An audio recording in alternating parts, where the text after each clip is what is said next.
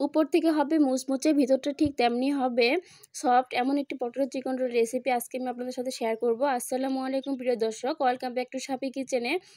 আজকে আমি আপনাদের সাথে শেয়ার করব খুব সহজভাবে পটেটো চিকেন রোল রেসিপি। চলুন দেখে আসি সম্পূর্ণ রেসিপি।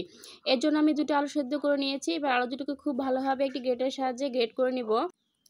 আলুগুলো গ্রেট করা হয়ে গেলে এবার আমি এর সাথে অন্য উপকরণ এড করে দেবো। এখানে আমি 1 বাটি পরিমাণ মুরগির কিমা সেদ্ধ করেছি, সেটা এড করে দিলাম। দিয়ে দিলাম 3টি ব্রেড স্লাইস গুঁড়ো করে।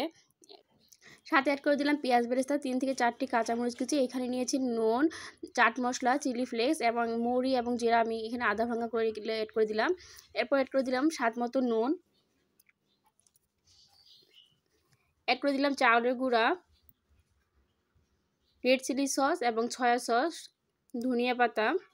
এবার সমস্ত উপকরণ একসাথে আমি খুব ভালোভাবে মিক্স করে নিব।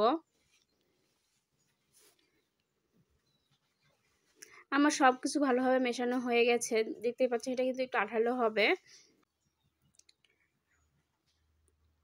সমস্ত উপকরণ ভালোভাবে মেশানো হয়ে গেছে। এবার আমি সবগুলোকে রোলের আকারে লম্বা লম্বা করে শেপ দিয়ে সবগুলো বানিয়ে নিব।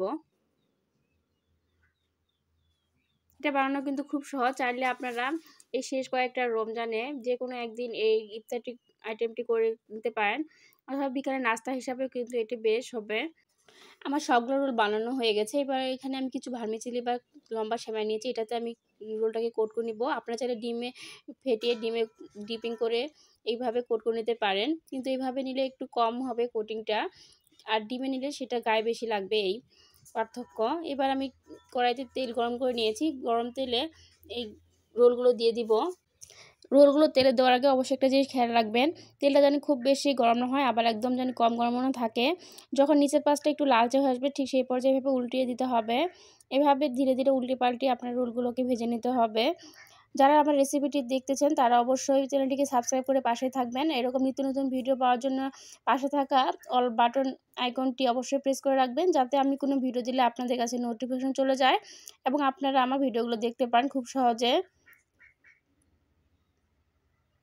রেসিপিটি যদি আপনারা বাড়িতে একবার ট্রাই করেন তাহলে অবশ্যই কমেন্ট করে জানাতে পারেন রেসিপিটি কেমন হয়েছে। আমি এরকম লালচে করে সবগুলো রোল ভেজে নিয়েছি। এটা উপরে সেমাই দেওয়ার কারণে বা ব্রেডক্রাম যাই দেন না কেন, উপরটা হবে একদম মচমচে এবং ভিতরটা অনেকটা সফট হবে। আশা করি রেসিপিটি ভালো লাগবে। আবারও দেখা হবে নতুন কোনো রেসিপি নিয়ে। সে পর্যন্ত সবাই ভালো থাকুন, সুস্থ থাকুন।